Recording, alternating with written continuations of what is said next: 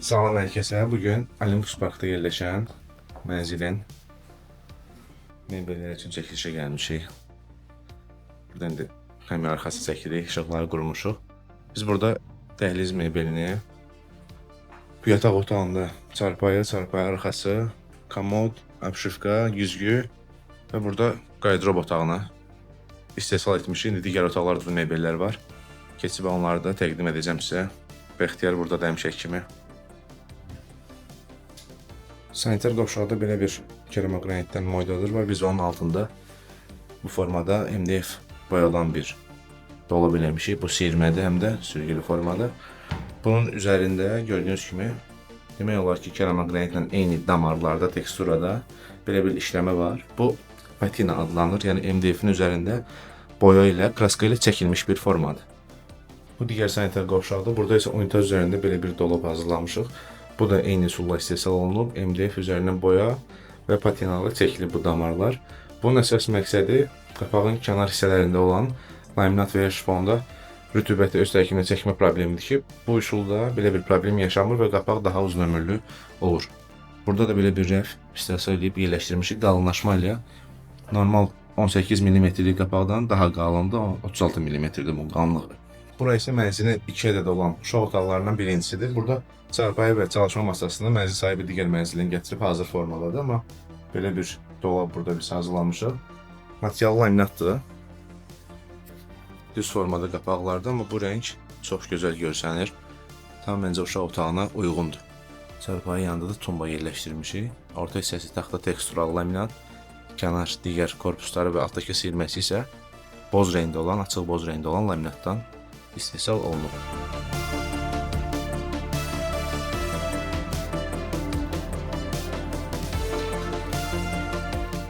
Burası mənzilin studiya formasında olan mətbəx və zalıdır. Burada belə bir mətbəx möbili istehsal etmişik. Qapaqları MDF boyadır, ağ rəngdə sadə tekstural olsa da.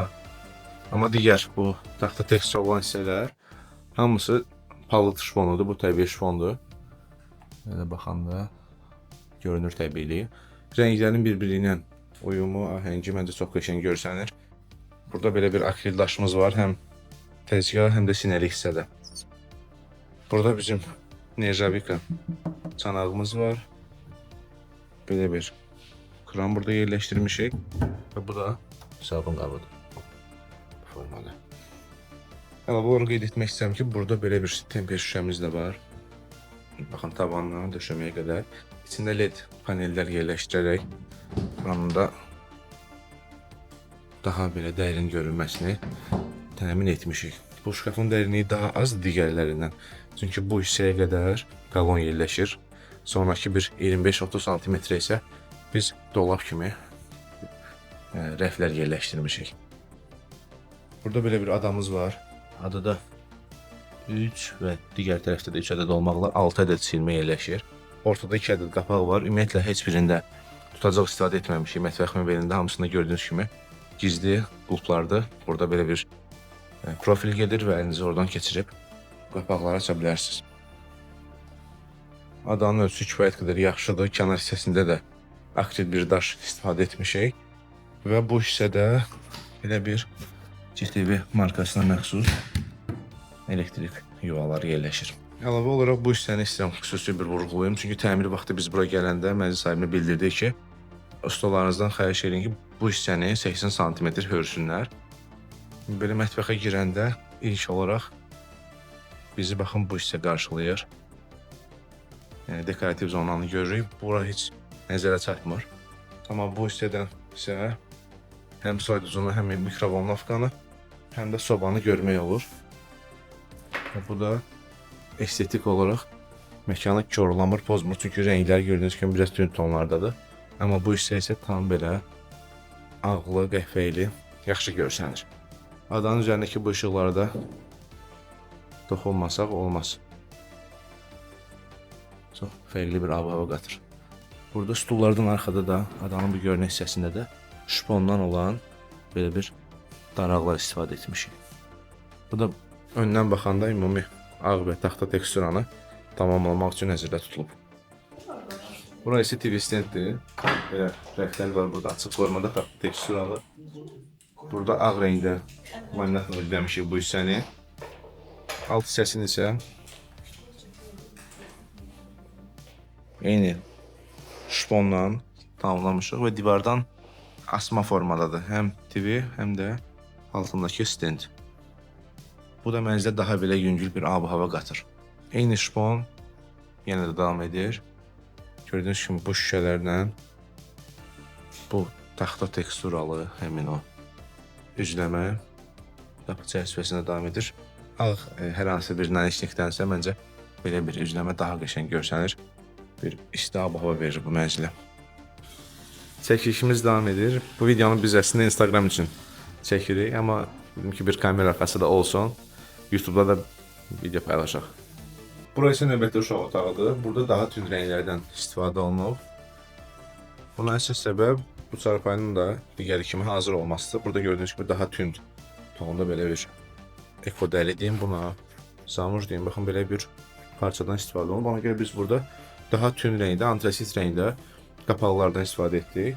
Və bu taxta teksturasından nə qədər yaxın bir ton seçə bildiksə, bu hissəni də belə bir formada tamamladıq. Eyni renklər digər otaqdakı kimi bu tumbada da özünü göstərir. Dəhlizdə gördüyünüz bu dolabı da biz istehsal etmişik. Bunlar CNC qapaqlar kimi görünsə də əslində yığılma qapaqlardır. Belə yaxından baxanda daha yaxşı görmək olur. Araları boş formadadır. CNC olanda bunlar MDF-in üzərində kəsilir və arada hər hansı bir boşluq olmur. Və elə olduqda şkaf özü havalanmır, amma belə yığılma qapaqlarda dolabın içində də bir qoxu yaranmır, rahat şəkildə dolab havalanır. Gizli tutacaqlara da diqqətinizi çəkmək istəyirəm. Maraqlı, fərqli görsənir. Burası isə mənzilin əsas yataq otağıdır. İndi son olaraq burada çəkilişimizi edirik. Burada gördüyünüz kimi belə bir qardırop var. Burada biz bu şüşəni istehsal etmişik. Qardırop otağının bütün mebellərdir, çarpayıdır. Tumbalarda 2 ədəd, çarpayı arxasındakı bu üzləmə, bu üzləmə, bu komod, güzgü, yəni burada nə görürsünüzsə bütün mebellər tərəfimizdən istehsal edilib. Bu qardırop otağında bütün rəflərdə belə gizli işıqlar nəzərdə tutmuşuq. İndi bu aksesuar qisminin çəkilişini edirik. Aksesuar qabınların üzərində isə belə bir şüşə nəzərdə tutmuşuq. O şüşə də aksesuar siyirməsini önə çəkmədən öncə rahat şəkildə üstdən baxaraq seçim etməyə köməklik edir. Çarpayının bu başlığın xüsusi bəyənirəm. Belə oval formada. Burada sürgülü qapı yerləşdirmişik. Bu sürgülü qapı adətən həm yerdən, həm də tavandan reisli olur. Amma bizdə isə baxsanız döşəmədə heç bir reis yoxdur. Birbaşa tavana bərkidilib mexanizmin özünü. Bu da Aristo profillərdir. Bugünkü videomuz bu qədər idi. İstədim ki bu çəkilişimizin də kamera arxasında sizinlə paylaşım. Növbəti videolarda görüşərik. Sağ olun, salamat qalın.